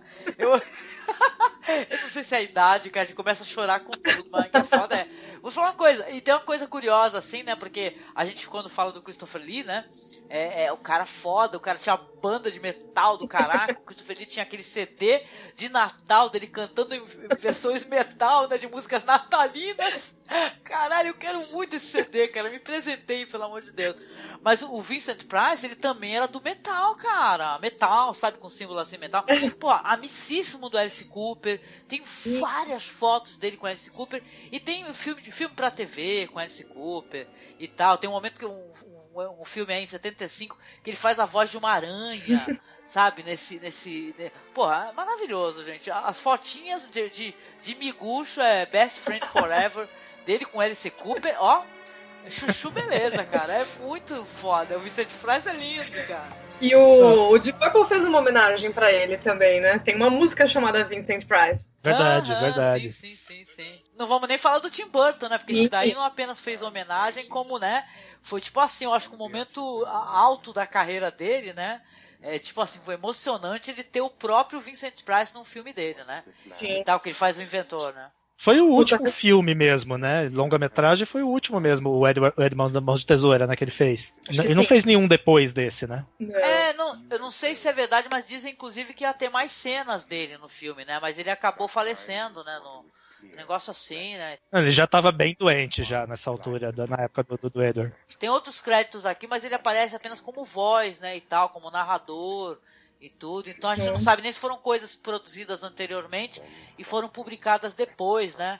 Mas realmente o Vincent Price talvez seja o cara mais good vibes, né? Que eu já vi desses que a gente falou, que esse daí ele sabia, como ninguém, se promover, né? E de uma maneira muito positiva, e se divertir, né? Se divertir muito fazendo seus filmes, né, e tal, se relacionando com muita gente boa, né? Pô, é foda, cara. Tem muita coisa boa do Price aqui que a gente acho que nem chegou a mencionar. Eu gosto de outras coisas, tipo aquele lá do The Oblong Box. The Oblong Box. Uhum. Que é um outro baseado em Edgar Allan Poe, mas fora do ciclo do Corman, né? Isso, é que eu não lembro o título direito, eu não sei se eu falei corretamente. É The Oblong Box, e no Brasil é O Ataúde do Morto-Vivo. Ah, obrigado, exatamente. Isso daí foi um dos filmes que eu também consegui pegar remasterizado pra assistir, né? E eu lembro que eu me diverti bastante com o filme, porque, cara, como não se divertir com uma história do cara, não é esse daí, se eu não me engano, me corrija se eu estiver incorreta, o cara que ele faz um esquemão louco pra ele, tipo, não ser enterrado vivo. Não é esse daí, cara? Que ele faz o esquema de tocar sino, de não sei o que lá, e ele meio que se fode, cara. Não, acho que até voltando um pouco, eu acabei não respondendo qual que seria o meu vilão favorito do Vincent Price. Eu não sei dizer qual seria o vilão, mas vou voltar no filme que você mencionou tanto agora quanto no outro, né? No podcast do Peter Cushing. A imagem mais icônica, louca pra mim do Vincent Price é o Dr. Death no Madhouse. Algum dia na vida eu quero me caracterizar desse jeito. Pô, por favor, talvez por eu espere ficar um pouquinho mais velho, só pra ficar mais parecido e tal, mas eu preciso me caracterizar igual o Dr. Death. E o Madhouse é um filme louco mesmo, é um filme... Porque ele meio que faz um levantamento até da própria carreira do Price, né? Porque fica mostrando cenas dos filmes do Edgar Allan Poe que ele fez, né? Tipo, cria uma metalinguagem louca, porque é o personagem do filme, né? E é o próprio Vincent Price, porque são cenas dos filmes dele mesmo aparecendo. E tem o assassino misterioso com aquela máscara de caveira. Assistindo o filme hoje em dia, eu não tenho como não pensar que os filmes lá da série Pânico do Scriven chupinharam muito Madhouse. Eu tenho certeza. É muito aquele assassino mascarado que sai desembestado correndo atrás e aquele mistério cheio de metalinguagem. Aquilo é muito o que o Pânico fez com os filmes de slasher dos anos 80, lá quando saiu nos anos 90. Então o Madhouse meio que ele faz esse papel pros filmes dos anos 60 e 70, né? Exatamente. E detalhe, a gente não mencionou aqui, né? A gente falou no outro podcast dos filmes que se reuniam os caras, né? E a gente babava pra caraca falando deles. Vocês chegaram a assistir aquele Grit outra vez, né? Que é Scream and Scream Again, de 1970, que tem o Vincent Price, Christopher Lee, Peter Cushing, cara. Então é os filmes bônus, né? Que tu fala, caraca, tu assiste um filme e já cata logo 3. Só que o Grit outra vez, ele engana, né? Porque ele fala que tá todo mundo junto, mas eles não aparecem junto nas mesmas cenas, né? O que eles aparecem junto nas mesmas cenas é a Mansão do Meia-Noite, que aí sim, tá que é o que a Monique mencionou no outro podcast, sim. Tem todo o Dream Team, né, do horror num filme só, é bem legal. Christopher Lee, Peter Cushing, Vincent Price, Carradine, e é ótimo. Uma das coisas que eu acho mais legais nesse filme é que tudo bem que ele tem um enredozinho meio já começando a ser anos 80 e tal, mas os 4 tios, eles têm a oportunidade de se apresentar chegando na mansão, né? Eles chegam um de cada vez e meio que fazem uma cena solo, né? E o Vincent Price, me lembro bem, na cena solo dele, quando ele tá chegando, alguém tenta interromper ele, alguém fala alguma coisa com ele, ele, por favor, não me interrompa enquanto eu faço meu solilóquio. Vocês lembram disso? Sim. Nossa, é muito legal, cara. Esse filme é muito legal mesmo. Eu gosto, assim. É que aquele filme com cara de anos 70, né? Ele não consegue esconder que é um filme já de uma vibe meio modernosa, né? Mas que ele é interessante, E fora os maravilhosos, sei lá, programas de televisão com participação do Vincent Price. The Hilarious House of Frankenstein. O negócio assim, os títulos dos negócios, gente. É muita zoeira, né? Eu acho que por isso que também ficou meio conhecido como brincalhão, de galhofa e tal. Só que o pessoal pega e nomeia o ator, né, como galhofa, esquecendo que o cara tem bagagem pra fazer coisas nada galhofa, zero galhofa, né? E tal, que é aí que eu me pego assim, né, e tal. Mas é muito legal, gente, é muito legal. O Vincent Price, pra mim, é um dos atores assim, cujo, com certeza, nem todos os trabalhos eu consegui assistir, né, ou pelo menos não em alta qualidade todos, né, vou tentar, é projeto de vida mesmo, né, e tal, mas, porra, vale muito a pena, e tal, né. Eu fico imaginando que ele devia ser aquele cara zoeiro a ponto de falar assim, vai, coloca isso aí sim, vai ficar engraçado, coloca esse nome. Não, mas sem dúvida. Fazendo isso, e rindo. Esse Frankenstein tá na cara que parece coisa que ele que inventou, né, cara. Tem o dedinho dele, eu acho. Não, e vocês chegaram a assistir das antologias da Amy, que vocês chegaram a ver o Clube dos Monstros, né? Nossa, com certeza. Sim. Que ele faz aquele vampiro debochado pra caramba, que morde o John Carradine e depois convida o cara pra jantar. Não, eu já tirei sangue seu. Vem jantar, eu pago um jantar pra você agora, pra você melhorar. Eu acho fenomenal aquilo. Eu vou baixar isso amanhã. Nossa, baixa mesmo. Ó, eu só de conversar com vocês, cara, eu tenho vontade de rever tudo, cara. E não é nem só do Vincent Price, até das produções com a Ingrid Pitt, viu? Dá vontade de rever tudo, porque é muito divertido, gente. É muito legal, é muita coisa boa, né, junta, né? Caraca, sem comentários assim, eu sei lá, gostaria de um dia poder ter condições de visitar o museu lá, que inclusive quem faz a curadoria é filha dele, né? Sim. A Cristina, né, e tal. Eu gostaria muito de ver figurinos, né, do pai, ela deve ter tudo isso, né? Todo esse material aí, eu queria muito poder um dia botar meus olhos sobre isso daí, porque ia ser uma felicidade, viu? Eu tava revendo hoje aquele documentário, o Vilão Versátil, né? Vincent Price, o Vilão Versátil, né? Que a filha dele aparece falando bastante dele. É comovente até, que ela fala que a pessoa mais interessante que ela conheceu na vida tinha sido o pai dela. Ele era o cara mais interessante que ela conheceu na vida. É lindo, é lindo. Aliás, eu recomendo, gente, o pessoal que está escutando o podcast, cara, sigam esses perfis, porque eu faço isso. Vocês também devem fazer, né? Com certeza. Eu sigo todos os perfis que ficam falando do Peter Cushing, do Vincent Price. Do Peter Cushing tem aquele Peter Cushing Appreciation Society. Peter Cushing Appreciation Society, isso aí. Tem um da Barbara Steele também, que é Barbara Steele, The Ultimate Goddess. Isso, eu sigo também. Eu sigo aquele perfil lá do Facebook, lá o do Vincent Price Exhibit, né? Que tem muita coisa que a filha publica, ou publica o nome dela. Sim. Vincent Price Exhibit, isso aí. As fotos da filha, um montão de fotos, aliás de todos, né? Do Christopher Lee a mesma coisa, as fotos com os filhos e tal, e é muito, muito afeto, cara, envolvido. No caso do Vincent Price, então, isso é evidente, né, cara? O carinho. Ele tinha filho também do primeiro casamento, né? Eu acho que é o filho e a filha do segundo casamento. Acho que no terceiro casamento acho que não tem filhos. Não sei se você sabe mais, Monique. Não, eu acho que são esses mesmo. Acho que são e eu sei que a filha, quando, na ocasião em que ela deu a entrevista lá, que ela confirmou sobre a bissexualidade dele e tal, ela fala bastante, tipo, que e tanto ele quanto a terceira esposa eram um dos casais mais modernos e avançados que ela tinha conhecido e tal, de pessoas que realmente de bem com a vida e que davam aquelas festas fenomenais com as figuras algumas das figuras mais interessantes de Hollywood que apareciam por lá, como Rod McDowell, que era outra diva também, né? Rod McDowell, e o Rock Hudson participava das festas e tal, e faziam eles tinham um trailer para levar os amigos para fazer vídeos sobre culinária, em que eles convidavam alguns amigos, estacionavam o trailer em alguma praia bonita e faziam um jantar, assim, cada vez num lugar diferente. Eram umas figuraças, né? Devia ser maravilhoso, nossa. Maravilhoso, gente. Pois é. Sabe o que é difícil, gente? É difícil porque a gente precisa terminar esse podcast. Senão fudeu, não vai dizer quando é que terminar. O jeito é a gente ir pra considerações finais, cara. Fazer o quê, cara? Porque, sei lá, olha, vamos fazer um negócio um dia, quem sabe. Vamos fazer assim, 1 ano com Vincent Price. Não tem isso daí? Nossa, boa! Um filme por semana.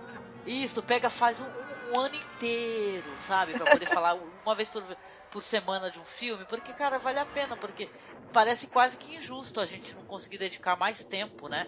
Tanto a ele como a ela também, ainda mais falar de dois ao mesmo tempo é muito complicado, cara, mas a gente tem que ficar exercendo, né, o negócio de você ter síntese, né? Uhum. Falar rápido e tal, e é foda, isso dá uma raiva, isso. Mas acho que a gente até conseguiu fazer uma bela apanhada da carreira do Vincent, se for ver, porque a gente mencionou coisa pra caramba. Acho que eu tô mais satisfeito do que quando a gente gravou do Peter Cushing, que depois eu fiquei me sentindo até culpado, que só depois eu comecei a lembrar de um monte de coisa que eu devia ter citado do Peter Cushing e não lembrava. Dá uma raiva. Na hora eu não lembrei. Aí eu falava, gente, eu não acredito que eu não falei daquele, eu não acredito que eu não falei daquele outro.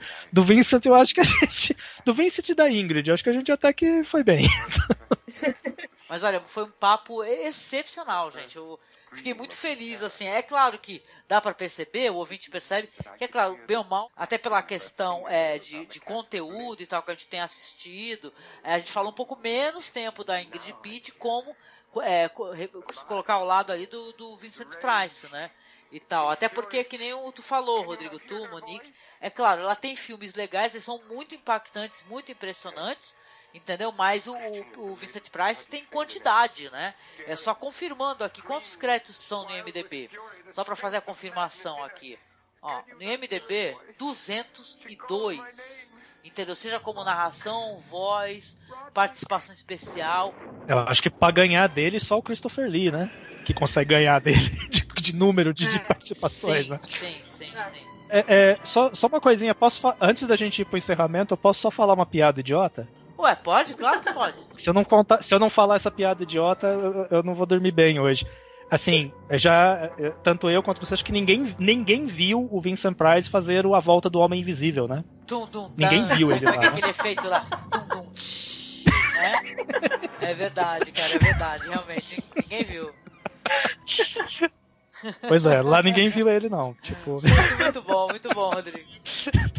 Eu não ia conseguir dormir se eu não falasse essa besteira. É a piada do tio do pavê, né? Que a gente brinca, né? Aquela piada do tio do pavê, né? Eu terei a vida inteira pra ter a idade do tio do pavê, e agora que eu tenho, eu não posso contar as piadas. Pode, imagina. É uma das prerrogativas da gente poder ficar velho, soltar umas piadas horrorosas ainda. Imagina. Com certeza. Mas vamos terminando aqui, gente, porque a gente já tá com o tempo super estourado aqui. Vamos terminar com uma declaração de amor, cara. Vamos falar o quanto a gente gosta, o quanto merece, né? Esse teu trabalho conhecido do nosso querido Vincent, nossa querida Ingrid Pitt, né? Fodões pra caramba. Começando por você, Monique, dá uma chamada aí pro... O Vincent é uma pessoa, é um ator que merece ser visto, né? Vejam os filmes dele. Comecem pelos filmes, pelo ciclo dele com o Roger Corman, que eu acho que ninguém vai se decepcionar com isso. São, na minha opinião, os melhores filmes dele, apesar de eu não conseguir decidir qual que é o melhor, mas eu acho que esses são os que vão cativar mais o público. Da Ingrid Pitt, apenas vejam, porque ela é fora de série. Ela era maravilhosa, é uma pessoa ótima, uma atriz boa, enfim, vejam ela como Carmilla Karnstein e como Elizabeth Bathory. Vale muito a pena. Vale muito a pena, cara, com toda certeza, Monique. E já deixando o jabá aqui, Monique, fala um pouquinho então sobre o seu blog, tá, pessoal? E também sobre o teu trabalho lá no Mulheres no Horror, né? Legal, falo sim. Eu tenho um blog que eu comecei recentemente, tô falando por enquanto só sobre livros, mas eu pretendo expandir para outros assuntos, cinema, seriados, aleatoriedades, que é o Ecolalia. Vou soletrar porque ele é meio chatinho, até o nome. É ECHO-LALIA, ecolalia.blogspot.com.br. No Mulheres no Horror, eu sou uma das colaboradoras. A Rafaela é a idealizadora, né, o cérebro, a Rafaela Germano. E a gente fala sobre a representação das mulheres, ou mulheres na direção, mulheres no roteiro, mulheres na fotografia de filmes de terror. Basicamente filmes sobre cinema de horror e as mulheres que realizam esses filmes, ou como elas são representadas. Então, o link, ele é meio chatinho também, porque ele é meio um pouco longo. Então, é mulheresnohorror.wixsite.com/mulheres no horror. Visitem. Ah, legal. Não, pode deixar que, inclusive, estão todos linkados aí na publicação, viu, Monique? Pode deixar que vai ficar fácil pra galera, que é só clicar, hein, gente? Por favor, não deixe de visitar lá a Rafaela, a Monique. E clica sim, viu? Clica mesmo, hein, ó. Tô de olho em você, hein. Maravilhosa. Tô de olho. O pessoal vai entrar no blog, tô de olho, caraca, tô de olho. A gente vai ficar falando assim, entrou hoje. Entrou hoje, pô, tô de olho, hein, tô vendo movimentação, teu IP. Brincadeira. Obrigada, viu, Monique? Foi uma excelente gravação. Puta, eu tô super feliz por encontrar pessoas que gostam assim de produções e de caras e de minas que eu gosto também. Isso é muito foda, gente. Vocês não sabem, vocês estão realizando um sonho, cara.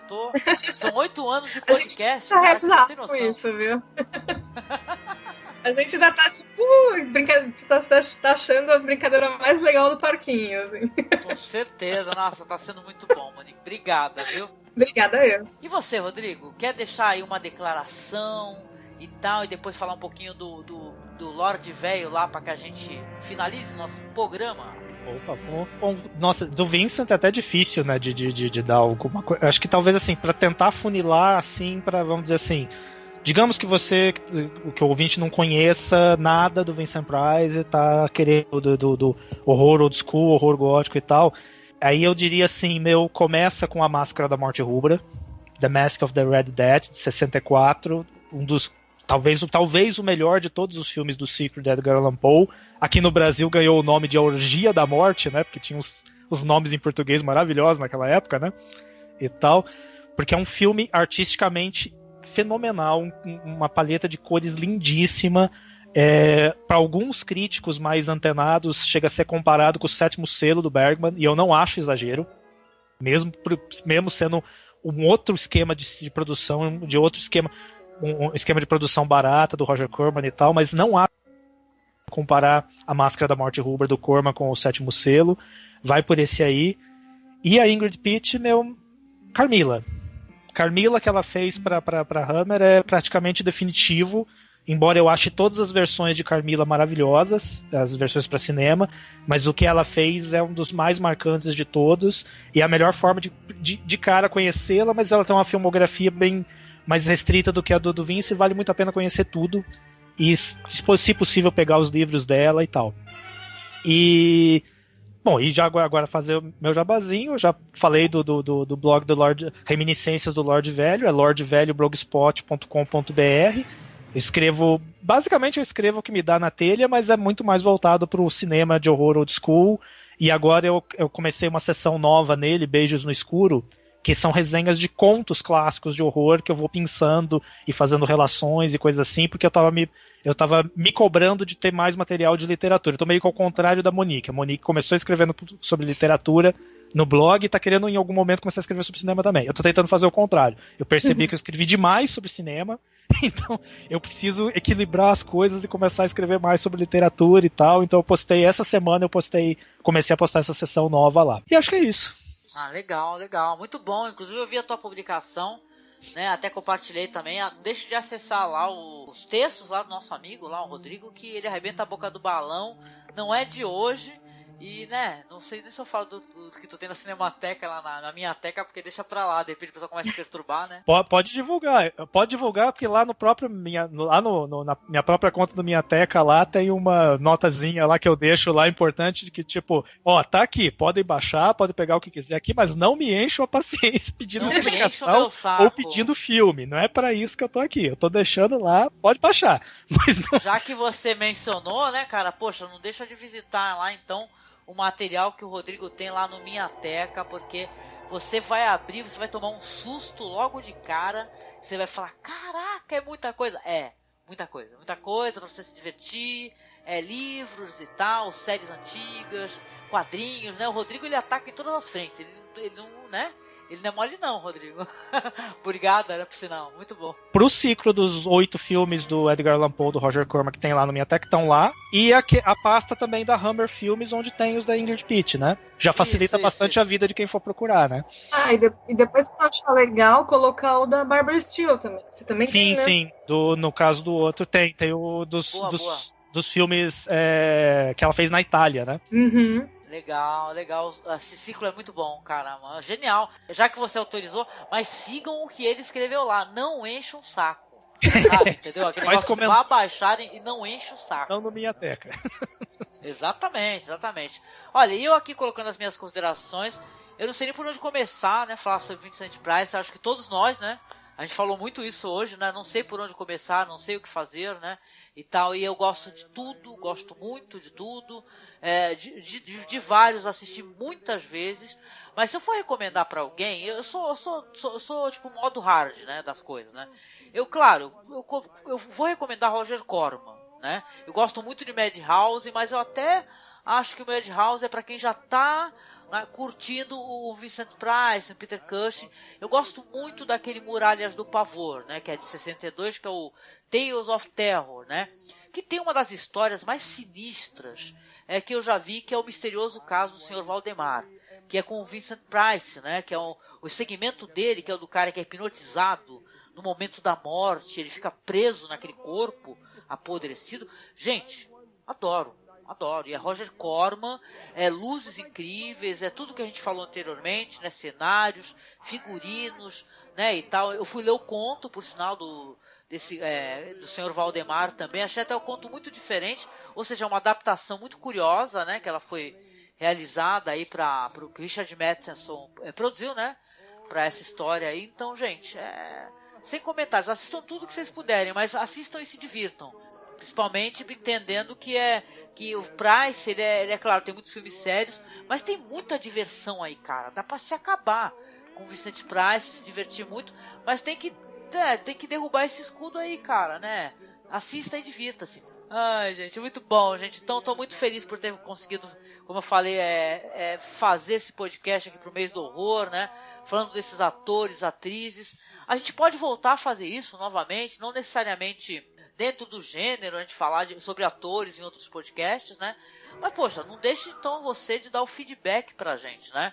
De o que você achou do programa, o que você acha da vida desses atores e atrizes.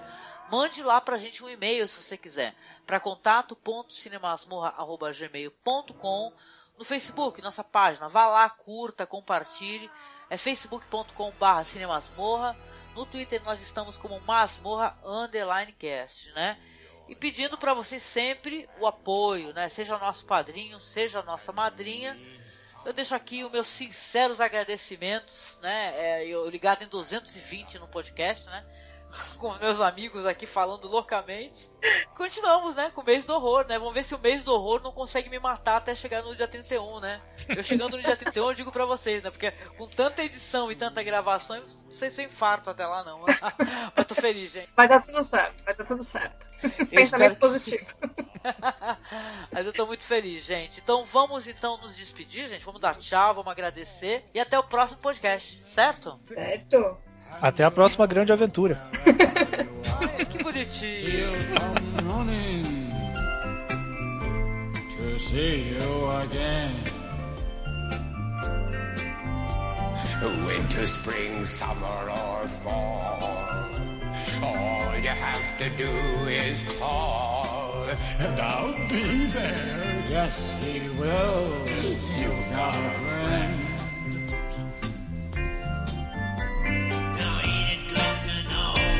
You've got a friend when people can be so cold.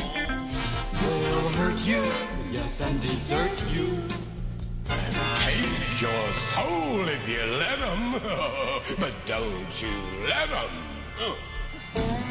You just fall out my name, and you know wherever you are, he'll come running to see you again.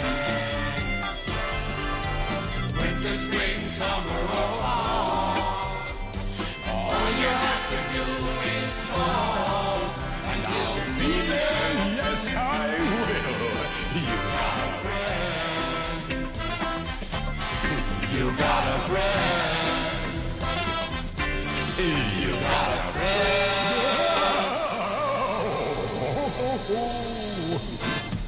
You got a friend.